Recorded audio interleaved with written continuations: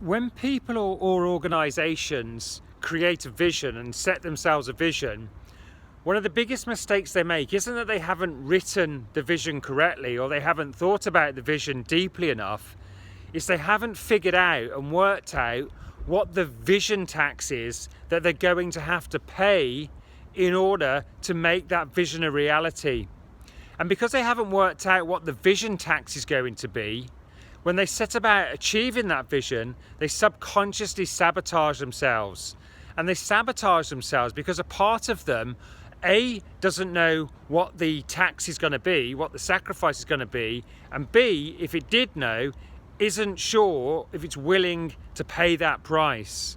So when you set yourself or your organisation or your family or whatever it is, a vision, and you get clear about that vision, make sure you've got really clear about the vision tax as well. Know what it's going to cost you in order to be successful, and ask yourself if you're willing to pay that.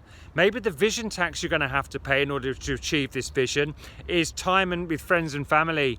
Maybe the vision tax you're going to have to pay in order to achieve and realise this vision is less fancy meals out or whatever.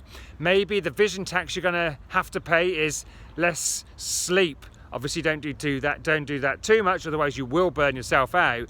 But be realistic about this. Think about what it is you want, what's the vision, but do not neglect to figure out what is the vision tax you're going to have to pay, and much more importantly, are you willing to pay that tax in order to be successful? If the answer is yes, go ahead. If the answer is no, you may need to rethink the vision.